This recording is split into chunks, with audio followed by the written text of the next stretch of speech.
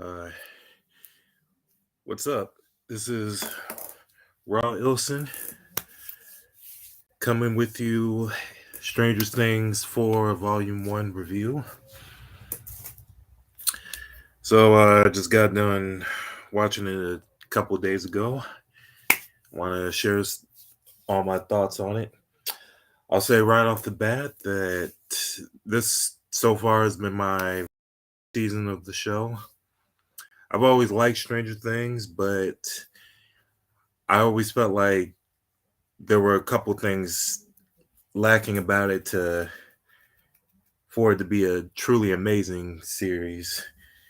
And I think this season finally delivered on what I've been wanting.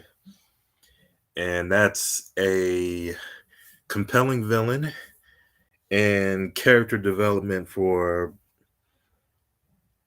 um, Max and Lucas and Hopper, too. Uh, so, uh, I'll say that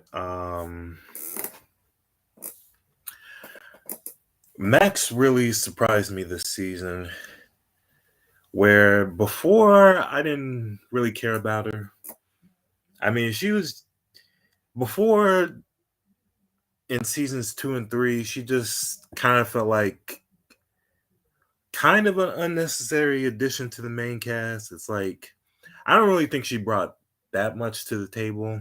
In season 3, I thought she was annoying because she was kind of instigating fights between Mike and 11, and it just felt like unnecessary drama. But in this season, she's a hell of a lot better because uh, we uh, we get to see her deepest fears, and we get to see her just grapple with the death of Billy,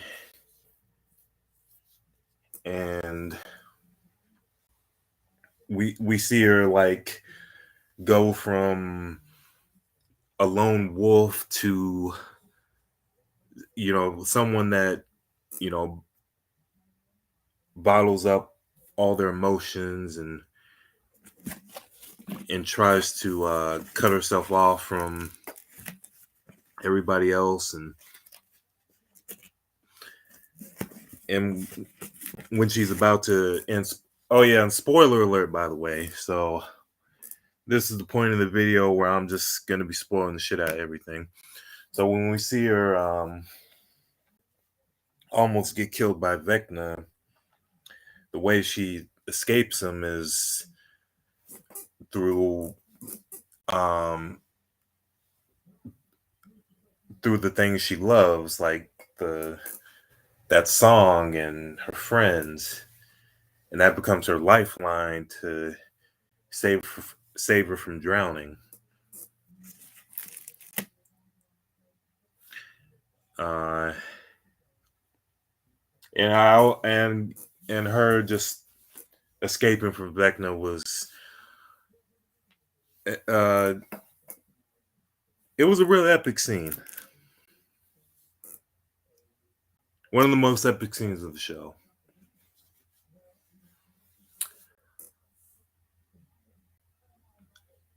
And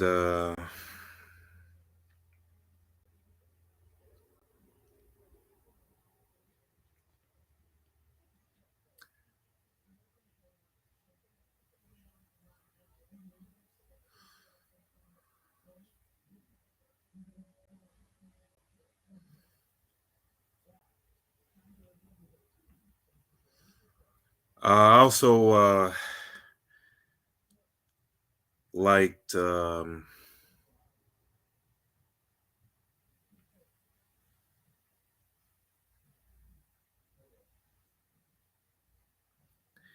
like that Lucas I feel like this is kind of the first time he's getting an actual story that isn't just him dating Max, like, or just tagging along the adventure. You know, he um he joins the basketball team. He makes the winning shot, so he gets in with the popular crowd, and he struggles to balance being a popular jock with still being a nerd. And also he broke up with Max, and that's clearly hurting him, and he's trying to reconnect with her and trying to be her emotional anchor. Um, Despite all of her resistance, he's still sticking with her, and he's trying to be more understanding of her feelings and what she's going through. And I like that. I like seeing that development for Lucas.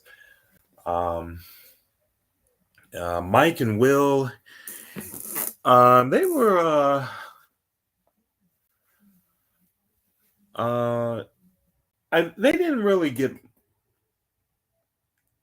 I mean, it's. I wouldn't say they didn't get much of a story, but it's just kind of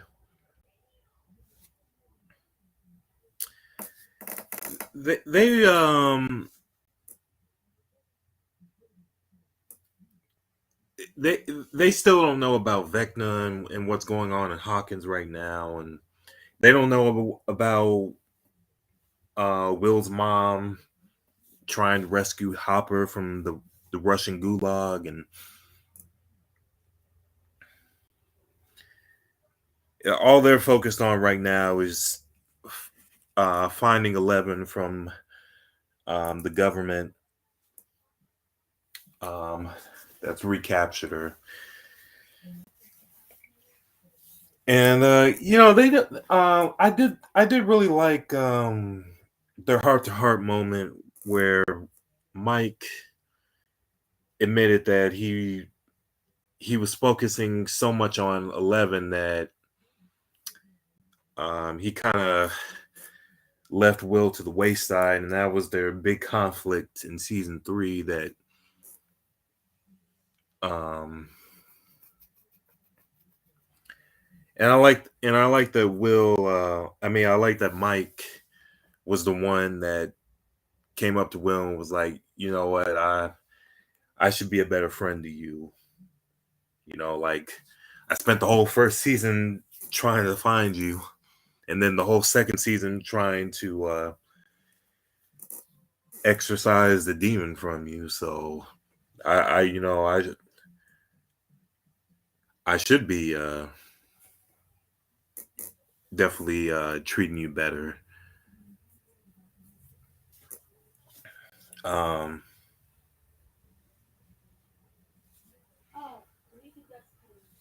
but besides that, there's really not much to say about Will and Mike. I'm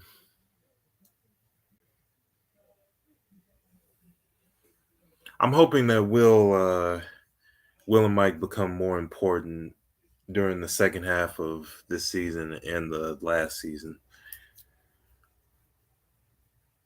Next up is talk about Hopper, Will's mom, and the conspiracy nut.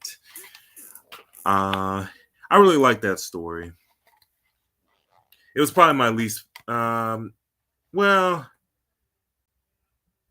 no, I disagree. I think Will and Mike's plot thread was my least favorite of the three main plots going on. But they're all still really good plots. It's just Will and Mike's is the least compelling to me so far. Um, with the Vecna story being the best for me.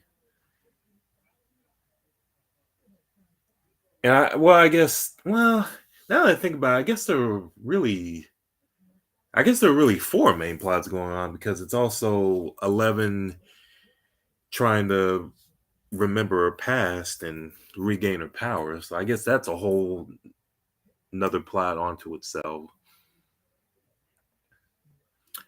Uh, but back to the Hopper plot was really good because um, we see some development for him where um,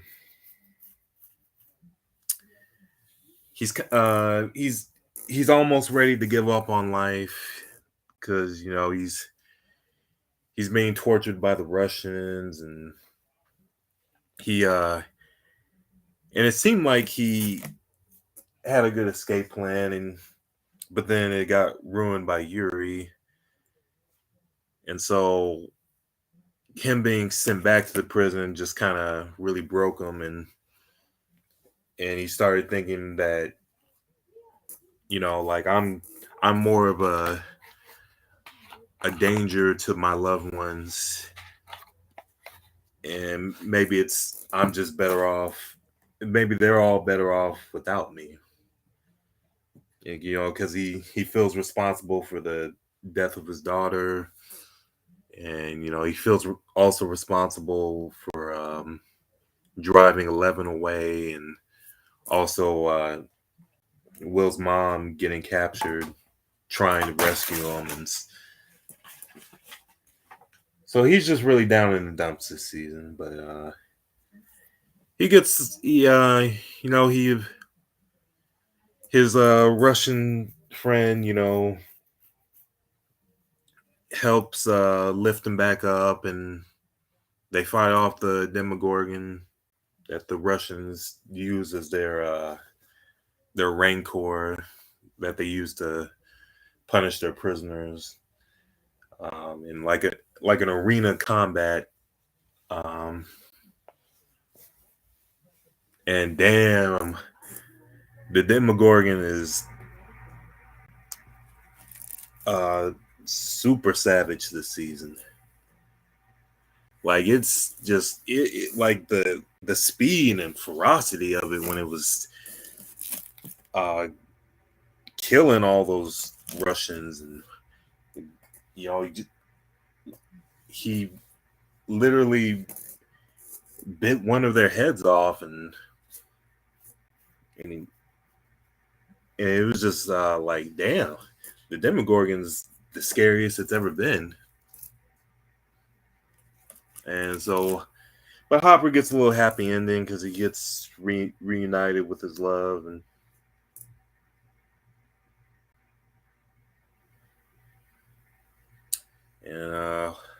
they still haven't made it back to the States yet, but I'm sure they'll make it back. And let's see.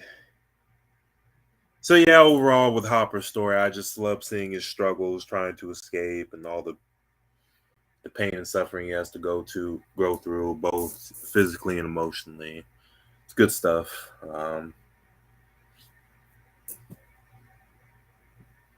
Uh, Next up is oh yeah, might as well talk about 11's plot, which is the the second best story of the season. So 11 gets recaptured by her papa. He tells her he can get her powers back and make her even stronger so she could beat Vecna. Um, Also, 11 is struggling in her new school and getting really bullied. And it's just it's interesting to see how 11 is an outcast at her new California school, but she was also an outcast among all the other psychic kids. And it really goes to show that the only place the only like group that she really fit in with was is with the Will, Mike, Lucas, and Dustin, because they're the only ones that, you know, accepted her for who she was, and they didn't try to use her for her powers or bully her. Um, and and we get a lot of Elle's flashbacks, and by the end of the season, we get like a 5 twists back to back. First, we learn that that Vecna was the one that killed old girl back in the very first episode of the show. Then we learn that the dude that was helping 11 control her powers, uh, he was just using her to set himself free so that he can get his powers back. And he's revealed to be the very first psychic one. And then at the beginning of the season, we get a red herring where we we think that 11 was the one that killed all the other psychic kids, but it actually turns out it was one that did it, and that was just her um subconscious, tricking her into blaming herself for their deaths, because she's the one that let one off his leash. Um, and then it's revealed that one is Victor Krill's son, the Victor Krill being the first Vecna's first victim.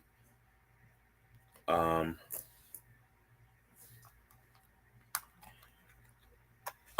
and one is he killed his own dad, mom, and sister because he just he just grew to hate humanity, and he even grew to hate his own family because they saw him as a freak, and they wanted to control him, and he just wants, and Vecna just wants complete freedom to do whatever he wants. Like, he feels like man-made laws only exist to restrict those who are special, and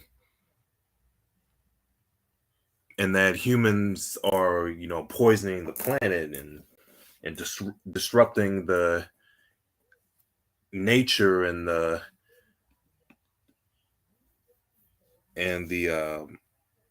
circle of life. And he believes he can balance it with his powers. So I just find his justification for all the murders he does really interesting. And the best villains are the ones that see themselves as the heroes. And Vecna believes he can save the world, and he believes all ends justify the means. So he's not just being evil for the sake of being evil. And that was my problem with the Mind Flayer, was that yeah, it has a really cool design, and it's scary, but you know it doesn't have a real voice. It has to talk through Billy. It doesn't have a motivation besides just simply world domination and being evil for the sake of being evil. But I like that Vecna really brings a complexity to the villainy of Stranger Things, and and Vecna challenges our protagonist not just physically but also psychologically, because he's um you know putting up the reflection. He's putting up a mental mirror in front of all of them, and trying to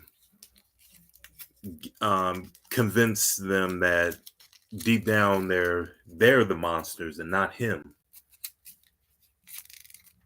And also just all the themes of this season I really liked, like just that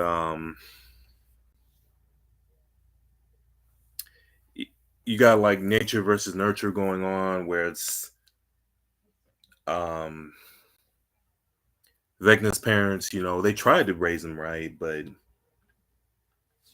ultimately his internal nature won out over their attempted nurture. And then and it's also paralleled with Papa um not raising Elle right, because he stripped 11 of her mother, and also he's trying to control her and turn her into an assassin.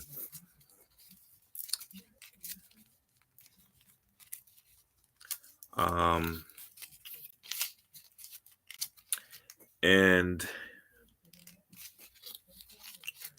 also I like that just kind of like the symbolism of when Elle opened the very first gate and banished Vecna to it.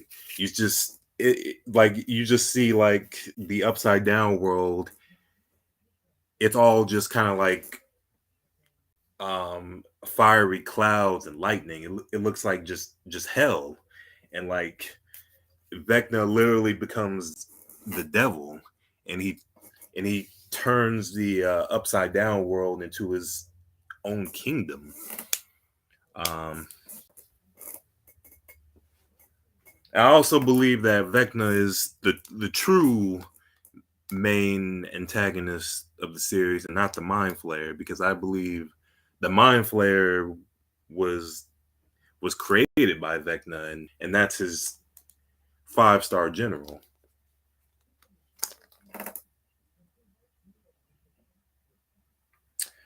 Um,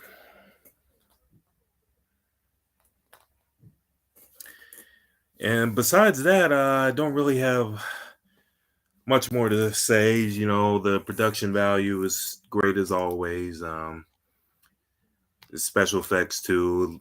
Honestly, it looks better than Doctor Strange and the Multiverse of Madness, and it just really goes to show that just because you have 200 million a budget doesn't mean you're going to be able to use it to its full potential. But I think Stranger Things definitely uses its budget well. Um, and again, like I love the '80s homages. It's the past seasons done Terminator, ET, it, and this season is doing Nightmare on Elm Street. And yeah, just really can't wait until the second part comes out. And it really sucks that um we're gonna have to wait like a year or two to see how Stranger Things finally wraps up. And I I just hope I'm alive to see it. And with all that said, I'm gonna turn in for the night. Have a good night.